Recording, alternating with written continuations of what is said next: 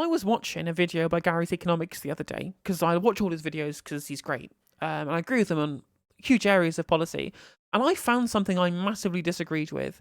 So I'm doing a whole ass response video to another YouTuber. It's like 2017's all over again, except instead of being weird discussions between MRAs and feminists, it's around the intricacies of inflation and on taxation policy. So I'm going to bring, instead of just doing a singular response video, I'm going to bring up the video and point out places where I disagree. So let's have a little watch of his video, shall we? Imagine you gave your house and all of your assets, everything you own, to some rich guy, and then you took a massive loan from him and you gave the money back to him. So now you're in debt to him, he owns everything. How can you not be poor? And the answer is you can't. All right, so today we're going to do a nice educational one, topical about the main issues which people are worried about today that we get asked about a lot, which are inflation, interest rates, and house prices. Often viewed, I think, as three separate concerns, but they're very, very linked, they're very related. So I think if we cover all three of these and the way they're related, it can really help people to understand how the economy works and what's happening now, right? So we're going to start with inflation. So the first thing is, we've covered this before, but I'll go over it quickly. I believe, and I've said this many times on the channel, that the inflation was largely caused by the enormous amount of money given out by this government and governments all over the world during COVID. The amounts are truly enormous. 700 billion in this country, which is £14,000 per adult. $8 trillion in the US, which is about $30,000 per adult. Huge amounts of money given out. That amount of money has to end up somewhere, ends up in the bank accounts of private individuals, largely wealthy private individuals, which means... So this is the first bit where I start taking an issue, right? When he's specifically pointing this out from the position of, if you watch Gary's content a lot, which I have, you'll know that one of the big things he talks about is the £700 billion that went to the rich during the COVID spending, right? Because it got paid through with furlough. He talks about it a lot. Go watch his videos. But his claim here, right, is that just like in the US, as we're seeing in the UK, for example, there is additional money that's being put into the economy because this was essentially all done by quantitative easing, right? It was money that was pumped into the additional money pumped into the economy by the Bank of England that was part of the COVID stimulus in the UK and part of the actual American Rescue Plan. American Rescue Plan? No, that was the financial crisis, wasn't it? Either way, there was additional stimulus done in the US as well, right? But the claim here, I think it's important to say that it's different in the US than it is in the UK. When you think that the economy didn't shut down in America, it stayed open for the vast majority of the time, and those stimulus checks, which is being given out to everybody in the form of helicopter money, in the way that it wasn't being done in the UK, where we had a furlough scheme, and the money, because of the way in which money circulates throughout the economy, was ending up in the pockets of the rich, right? So if you understand economic theory, what's worth laying this down here is he's saying that inflation is being caused by the increase in the money supply. Now, this is a monetarist approach to the inflationary theories of economics, which I fundamentally disagree with, right? An increase in the money supply, as the theory states, should lead to inflation because it means more money chasing the same amount of goods. Therefore, goods prices will increase to be able to meet that particular, to be able to meet the level of money that's in the economy. And this is called the quantity theory of money, as it's basically an equation that states that the prices of the goods in society is proportional to the total amount of money in the society too. Now, there are a couple of reasons why I disagree with this, but I'm going to let Gary continue to speak, and then I will make my point afterwards.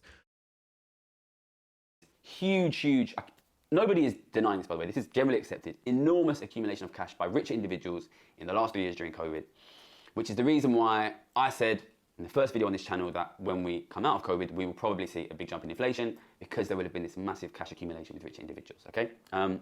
That has not generally been the mainstream media explanation of inflation, and they've been generally saying it's because of sort of an anonymous after effects of COVID, which are never really explained in much detail. And of course, the Ukraine war. I'm not denying that the war in Ukraine has caused inflation, especially specifically with energy. That is a part of it as well. But I think a big part of it is this massive cash accumulation during COVID. If you give a huge amount of cash out, what you essentially do is you devalue the currency because most people, especially the rich, have huge amount more money going around. They can buy more things, they can push prices up, prices go up. And, This is where I fundamentally have a disagreement, right? He's correct. in my opinion, that this money did go to the rich, right? In the same way that when we were doing quantitative easing in the wake of the financial crisis, the same thing happened. There was a lot of money that went into the pockets of the rich people through additional stimulus into the economy and increased their money supply. This didn't, however, lead to the huge amounts of inflation we're seeing now that we did see, that we are seeing now, because we didn't see it in the wake of the financial crisis. And he's explained this in the last video he did that I also reacted to, about the continual increase in asset prices, whether it be stocks, whether it be shares, whether it be house prices, for example. Asset prices have continually increased. And his reasoning for this is sound, in that when you inject quantitative easing stimulus into the economy that does go into the pockets of the rich, they will spend this money buying up assets. So we've seen an inflation specifically in asset prices continuously over the past 13 years, partially due to monetary policy and partially due to fiscal policy and the amount of additional spending power that the rich have. And they've used it to accumulate assets and push the price up and create artificial scarcity. Now, I agree with all of those prescriptions there.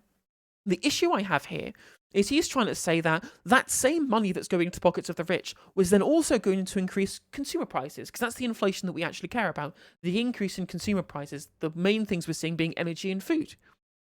But we're not seeing any additional demand, right? Because where actually inflation comes from, the inflation comes from essentially demand outstripping supply. But we don't have a gigantic crisis of demand gigantic amount of demand in this country. In fact, we have a cost of living crisis. We have a crisis in demand. People cannot afford to be able to pay for these things. The consumer classes, the middle and working class in this country, they have the same expendable income they had before. They don't have a huge amount of expendable income. In fact, they're buying less, they're spending less in the wake of the cost of living crisis, which shows that this isn't an issue of demand outstripping supply, and that's why prices are catching up to an increase in demand. Because we don't have any increase in demand, because the rich are the ones who've got the money. They're spending that money, increasing the asset price inflation. Consumer prices are rising because of a sharp increase in the cost of supply, which is cost push inflation rather than demand pull inflation, which is what he is claiming is happening in the wake of the fiscal stimulus during COVID, right? What he's fundamentally saying here is that the increase in stimulus, or the increase in the money supply because of the COVID stimulus going to in the pockets of the rich, means that this additional money that should lead to more demand in consumer goods, which will push up CPI. But that doesn't make any sense. Because the rich people, they're not out there buying more food, for example, not buying more energy, for example. They're putting that money into assets. They're not engaging in more conspicuous consumption, for example. So the two things that he's saying, one of them I did agree with about the increase in asset prices and then the increase in consumer prices, these two paradigms are contradictory, what he's saying here. So I genuinely don't know why he's saying this, because it's clear to me. When you look, the other thing as well that I think disproves his argument here is that when you look at inflation, the inflation rates of food and energy is where the vast majority of our high consumer price index is coming from. And the food prices have stayed high and they're continuing to increase. Energy is slightly coming down. You look at the price of the inflationary price of services in this country, the services is way down. Actually, inflation rates of services is around about 4 or 5%. And if rich people are going to be spending their money on something that isn't assets, it's going to be from the service economy, not from regular things like just new regular consumer products that are commodities, for example, that are goods rather than services. So again, I really don't think his thesis holds up when you scrutinize the evidence of where inflation is coming from, because the food prices and the energy prices are issues of first of all, the war in Ukraine, which obviously issued energy prices because of the increase in wholesale gas prices across the world, essentially. Obviously, that is most being hit in the Eurozone, where they have lower supply of Russian gas because of sanctions, for example. And we rely a lot on gas and a lot on imports of food that is being affected by the harvests in Ukraine and getting grain out of Ukraine, for example. And also, COVID affected things like shipping routes, for example. It affected the supply chain, and those supply chain shocks, which were happening actually in 2021. It was before last year that we saw those supply shocks happen, and the Bank of England admitted as such. The Bank of England admitted that there were base effects coming into the year of 2022 that hadn't been accounted for in the 2021 inflationary figures, because it was very, very difficult to properly understand inflation during an economic shutdown, right?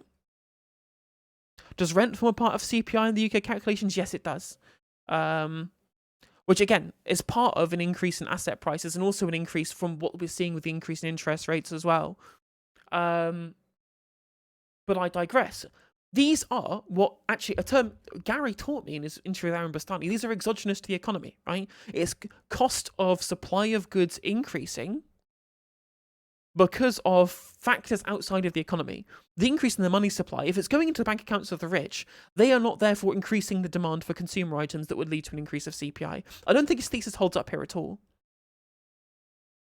And the other thing that JDM points in chat is also correct. We're seeing price gouging. Unite the Union did a really good discussion on this, and loads of economists have come out and said that almost half of the increase in inflation we're seeing is because of companies price gouging.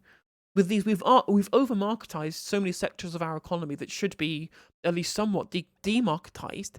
So cartels form, and these products, because of not only inflationary expectations, right? The increase in energy prices and import prices, which we rely on a lot because we have a very large trade deficit in this country. Because those prices have increased, certain sectors of our consumer prices, other places that also sell consumer items who aren't seeing the same kind of cost push effects, then have given license to be able to put their prices up in line with inflation as well, because everyone has this expectation of inflationary prices. And then that's not making up for the cost push of inflation.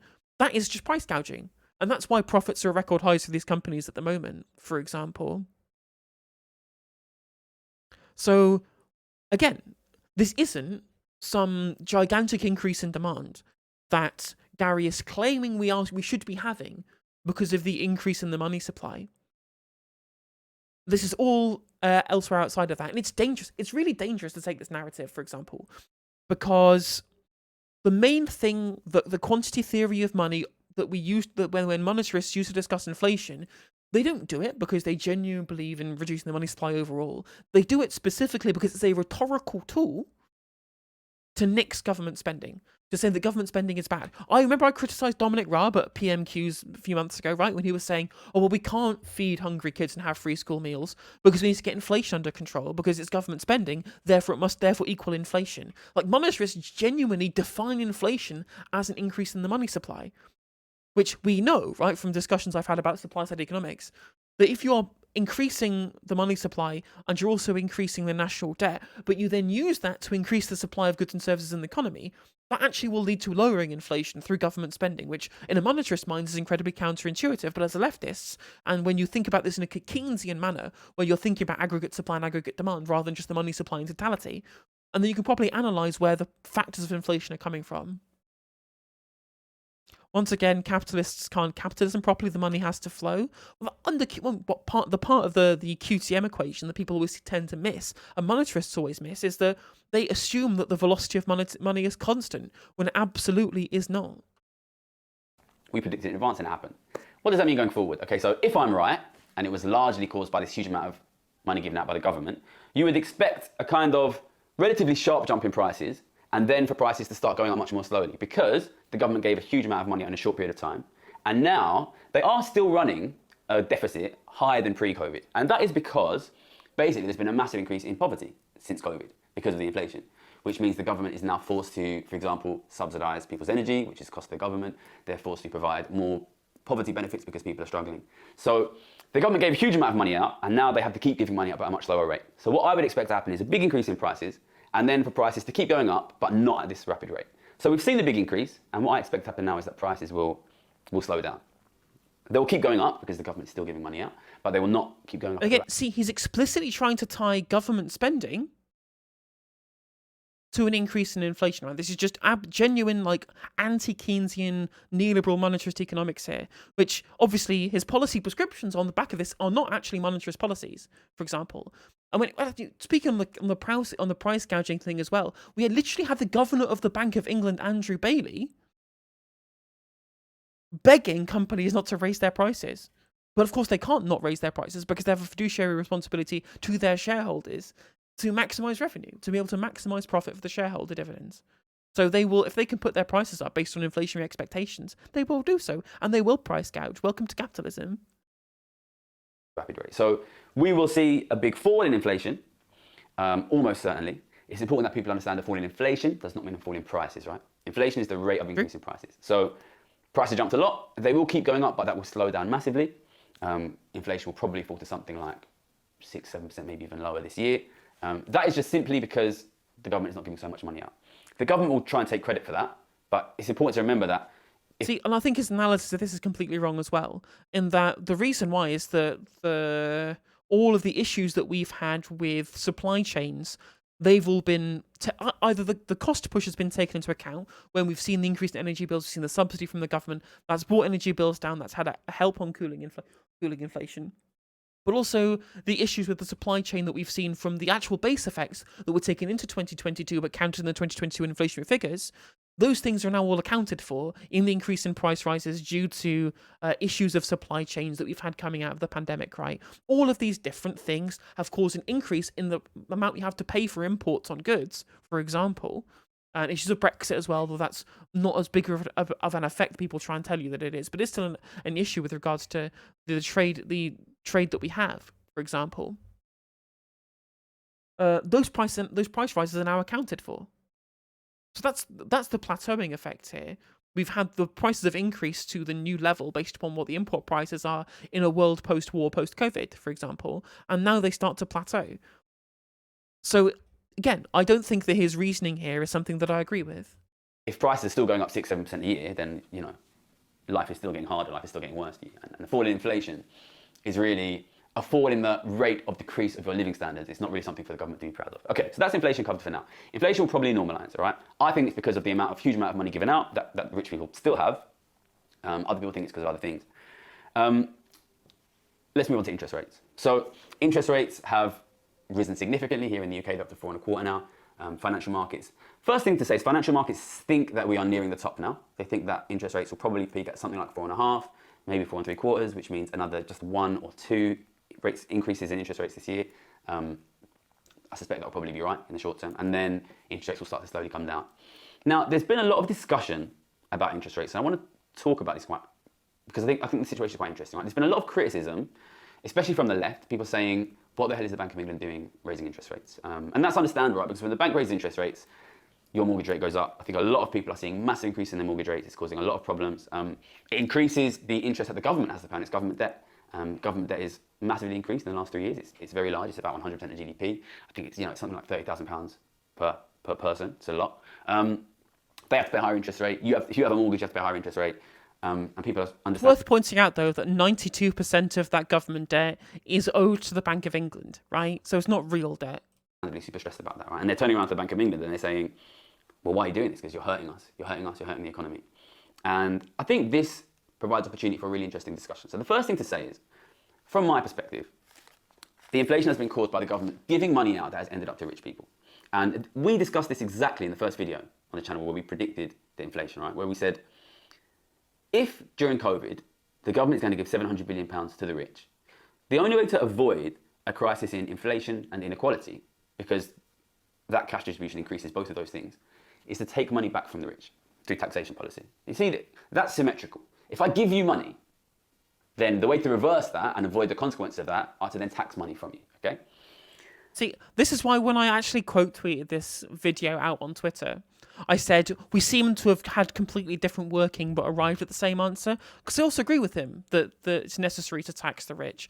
But my desire to tax the rich is first of all because an inequality of income in the economy is unhealthy for market dynamics, right? Markets function less well when there is a gigantic wage disparity. We've seen that in the lack of economic growth for a very, very long time, for example.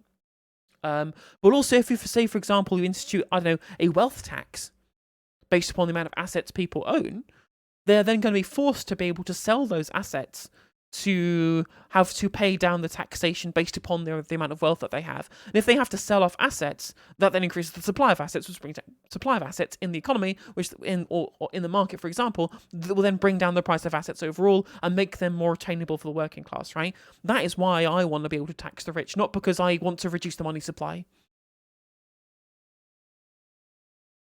But that's not what we're doing, right? What we're doing is taxes under capitalism force the money to flow as required. That's very true. It also drives demand for currency as well, and you can use it for other things, like you can use it to to disincentivize certain kinds of consumption within the economy as well. The government has given money out, which has ended up with the rich. And then rather than taxing money back from the rich, the central bank, the Bank of England, is increasing interest rates. And this is because economists, when they think of inflation, they always think of interest rates. This is what happens in economists' minds. I mean, Nodi Alsi, I'm also a big fan, a proponent of modern monetary theory as a way of looking at how taxation functions within an economy. I agree with that prescription 100%. That's why, when you look at, for example, a country with a very strong sovereign central bank like the UK, when we do have a large amount of sovereign debt, as Gary rightly says, it's like, oh, we owe £30,000 per person, yet we owe it to ourselves. We literally owe it to a sovereign central bank. This is a completely illusory number. If inflation is too high, raise interest rates. If inflation is too low, lower interest rates. These are like the articles of faith of being an economist. They're really connected. And they tend not to think in terms of fiscal policy. So in economists' minds, they have these ideas of two levers that rule the economy. One is fiscal policy, and that is government, taxation, and expenditure. So during COVID, the government ran a massive deficit. That means they spent way more than they taxed. That is what they would call a fiscal stimulus. It's pouring money in terms of government spending. That's fiscal policy. Monetary policy is basically central bank interest rates. It includes quantitative easing, which we covered before, but I think to keep things simple, let's just talk about interest rates. And that is, you lower the interest rate to speed the economy up, you raise the interest rate to speed the economy down. It's important to recognize that these are two different things, all right? And both of them can affect inflation. So if the government starts spending a ton of money, and during COVID, most of it's printed money, that will push inflation up. And if the central bank... And I disagree. Like, I think it would be more tempered language here for Gary to say some people believe that this additional fiscal stimulus would lead to an increase in inflation. I genuinely disagree from that. Again, if you look at this from an MMT perspective, you would say that an increase in the money supply through fiscal expansion can lead to inflation if the economy is not functioning at maximum capacity. And I fundamentally believe that we're not acting at maximum capacity at the moment. I mean, and under MMT prescription, you'd have a federal jobs guarantee. So unemployment would literally be zero under our current kind of neoliberal and kind of Keynesian prescriptions for the economy. We believe in the NAIRU instead, where we want to be able to use unemployment as a counter-inflationary tool. Well, this is why the Tories want to force more people back into work through getting people out of early retirement and getting people out of off benefits, because they inflate the unemployment numbers, which they then use to be able to cool down the hot labour market, which we theoretically have at the moment, with unemployment being at record lows, which allows workers to be able to bargain for higher wages, which then affect firms' overall profit margins, which they then increase the prices. Essentially, that's what, under a Keynesian system, you'd call a wage price spiral, for example. Start slashing interest rates, that will also push inflation up. But they're different things, right? And I think the most important thing to understand, if you take anything away from this video, is that we are clearly using the wrong policy to fix the inflation. Because if we cause the inflation by giving money to the rich, then the way to fix it is to take money from the rich. If we try to fix it by raising interest rates, what does that mean? Well, interest rates are the money that is paid by borrowers in the economy to lenders in the economy. And remember, we've covered this on the channel before, that for every borrower there is a lender, for every lender there is a borrower, okay? It's always perfectly matched. You can't borrow money from nobody, you can't owe money to nobody, okay? So really, when the central bank raises interest rates, what they are doing is they are benefiting the lenders. So who are lenders? Lenders are people with large amounts of money who lend money out, Largely it's wealthy individuals, Sometimes it goes through your bank, so if you have a huge amount of cash in the bank, your bank lends that money to government, your bank lends that money to mortgage borrowers. If you have a lot of money in your pension fund lends that money to government, lends that money to mortgage borrowers, right? So people with large amounts of cash benefit when interest rates go up. And the people who lose are people who have large amounts of borrowing, which is the government, first and foremost, and people with mortgages, people with large mortgages, which is largely... I think it's also worth pointing out here, there was also huge amounts of our society, especially during cost of living crisis, who have large amounts of personal debt. Where do you think the economic growth came from? In the austerity era, when the government was extracting huge amounts of money and demand from the economy, and people were struggling to be able to make ends meet when public services were on their knees, for example, where wages were not rising as they should have been with productivity in the rate at which they were rising pre-financial crisis, for example. Where do you think people are making up for that shortfall? They made it up with private debt, for example, payday loans, credit cards, for example. we have a country which, again, I've said loads of times on this stream, is loaded up with huge amounts of private debt. We need a public debt restructuring company to get working class people out of this trap that is essentially being caused by the neoliberal supply side economics with regards to the labour market that has depressed wages to, I think the Resolution Foundation came up with numbers saying that they are on average £11,000 behind where they should be on average, based upon if the trends pre-2008 continued and we had not had the austerity politics and the neoliberal economic policies, or the extra neoliberal economic policies of the Conservative government of the time. And so people got themselves into loads of private debt. Because interest rates were low, the government could afford their population to continually get into loads of amounts of private debt, and they used that to get us growth, economic growth sort in a sense, but toxic economic growth where the rich won out because all of this additional borrowed money was in the pockets of the rich from where the money was being spent by these poor people who had to take out additional amounts of money. So the money they borrowed was getting spent and being given to the rich, and they were borrowing it from the rich at interest rate to try and pay back more money to them as well. So the additional amount of debt that was being taken on by the poor over the austerity period was extracting huge amounts of additional wealth away from poor people to rich people as well. It was horrendously poor economic policy. Horrendously poor. And really screwed over working class people. And this increase in interest rates was not only increasing mortgage holders, it's increasing rents that renters pay to the landlords who are mortgage holders. It's also increasing the amount of repayments people are making on the huge amounts of private debt that they've been loaded up throughout the austerity period. So we are in we're in absolute dire straits as an economy for working class people, and it is only going to get worse. And this is the main reason why I oppose the increase in interest rates, right? For example, obviously, I personally believe that, again, we should not be raising interest rates at a time of low demand, which could cause a recession, which I believe is worse than inflation. Inflation you can deal with inflation if you have rising wages, rising living standards, but we don't have either of those things because we are staring down the barrel of a recessionary period. Maybe not an official recession, but definitely a recessionary period, which is only going to be made worse by the Bank of England trying to cool demand when we do not have demand-driven inflation. Demand is low because that's what a cost of living crisis is. So what we actually need to do is avoid recession at all costs, not raise interest rates as far as they have been raising them, because the Bank of England only knows one way to control inflation. And if they don't meet their quote-unquote remit of 2% inflation by the government, they're going to increase interest rates anyway to look like they're doing something, even if there's anybody there who thinks they shouldn't be. Like Andrew Bailey was in the select committee, was in the Monetary Policy Select Committee, being questioned by Tories about why they didn't raise interest rates earlier. First of all, he talked about base effects, and second of all, he talked about the issues with regards to calculating the reasons for inflation. And this is not something that monetary policy will solve. So I don't think we should be raising interest rates, at least not as high as we have done. They probably need to come up somewhere from where they were in the doldrums of the post-recession period, the post-financial crisis period. But it does need to be. They don't need to rise as high as they are because it's going to cause a recession. It's going to hit poor people the worst. Stephanie Kelton has a good book on modern monetary theory, 100%, and Stephanie Kelton would agree with my solution for inflation here, which is use government expansion, fiscal expansion, rather than on the demand end and just throwing extra money at poor people to try and pay the higher energy bills, for example. They should be using money to invest on additional supply into the economy, right? What the government should be doing through its fiscal expansion is try to get us more energy, get us more housing, increase the supply of these commodities that are the biggest part of why why prices are so high, because of the lack of supply, for example. That's where the government should be spending money to try and cool inflation, which, again, in a monetarist mind, it's incredibly counterintuitive engaging in fiscal expansion to bring down inflation. But as long as that money is being pumped into the supply rather than the demand, you're going to be able to use that as a tool of being able to fight inflation. That's what they're doing in America with the Inflation Reduction Act. The Bank of England have a single knob as long as you don't count the members. So they just turn it, sit back and sigh and say, nailed it. Well, exactly, right?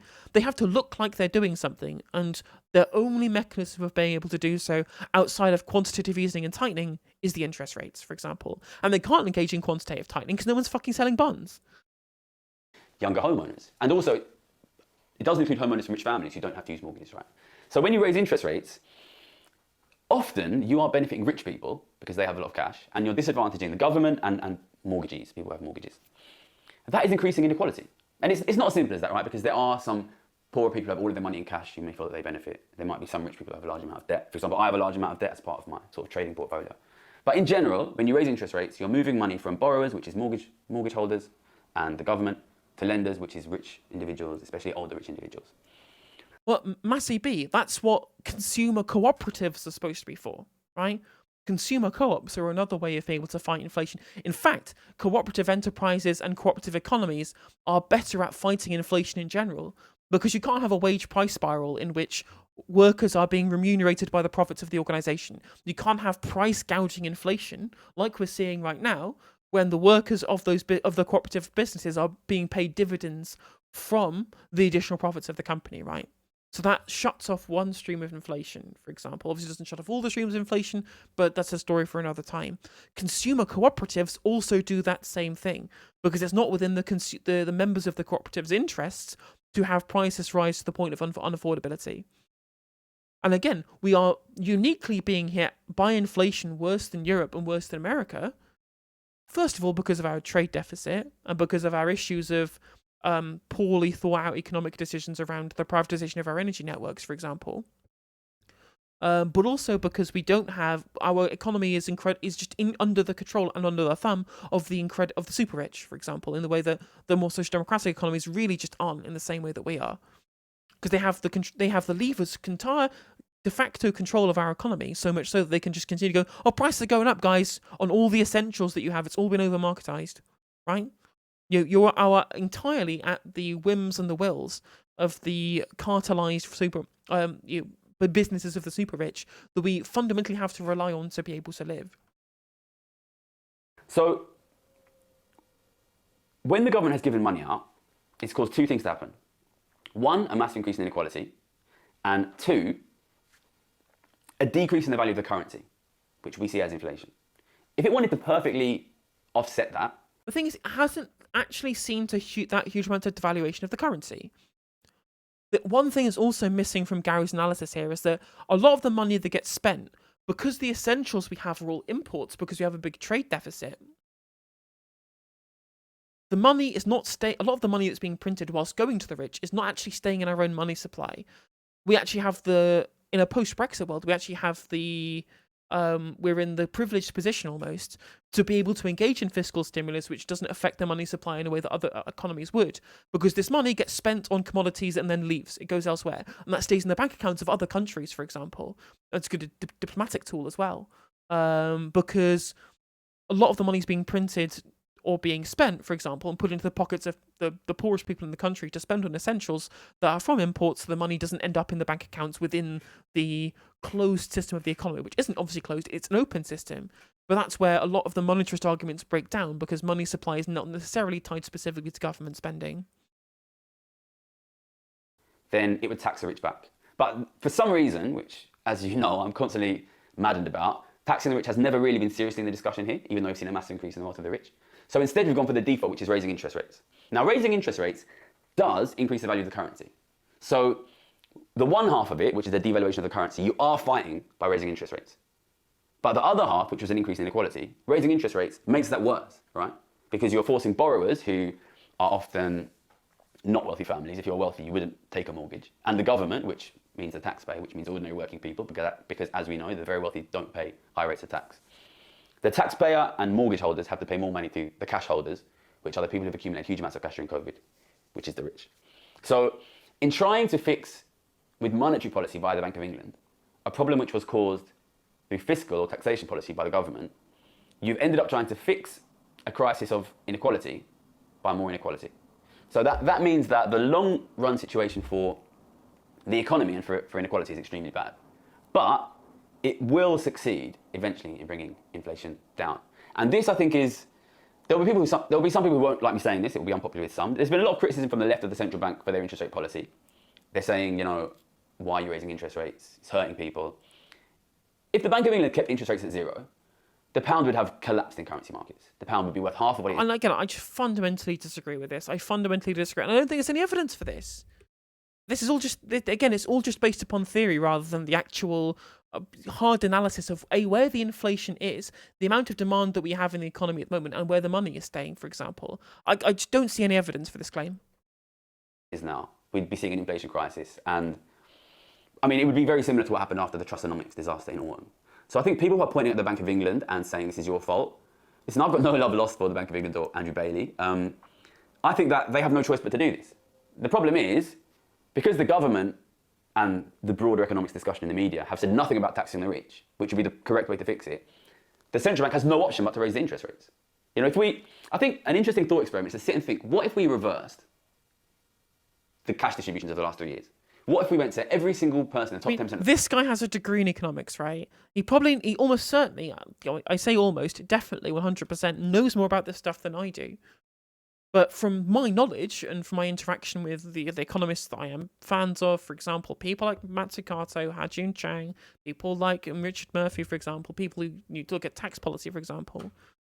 Again, I just don't see any evidence specifically for why interest rates have to rise as high as they are to stop there being a collapse in the value of the currency. I really don't see any evidence for this, especially considering that Andrew Bailey was literally saying, you know, from the effects we have in the economy at the moment, there was no justification for us raising interest rates early, even when we were looking at high levels of inflation, because of the reason why the inflation was happening, and they're being pushed basically into doing it by the fact that the government aren't acting themselves, and because they are expected through their role as was set out in the Bank of England independence that was put through by the Blair administration, that their role specifically is to keep interest rates at 2%.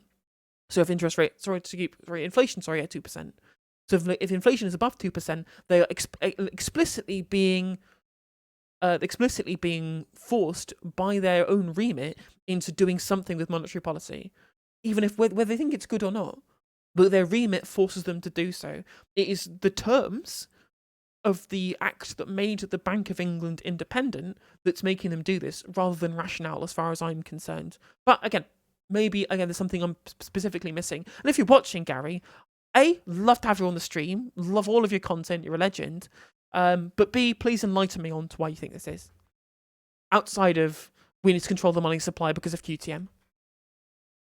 And yes, Scouse Raw, people should subscribe to me on Twitch for $3.99, all for free, by linking your Amazon Prime account to your Twitch Prime account. Get a free sub to one of our Twitch creators every month. And if you're watching on the YouTubes, you can become a member for just 99p, and that helps support the stream, or you can drop a super chat, you can drop bits if you want to be able to contribute. The country and said, we want 140 grand tax. That would be a reversal of that. It seems crazy, but that is what we have done in the last 3 years. We've distributed 140 grand to the richest 6 million people in the country, each person. Right? So if we took that back, you would see a collapse in inflation, a massive collapse, as these people desperately tried to raise that cash, right? So the interest rates had to go up, because we have refused to have the discussion about taxing the rich. And if you give a ton of money to the rich, inflation will increase. If you refuse to take the money back, the only option central banks have to try and keep inflation down is to raise interest rates, and it will happen.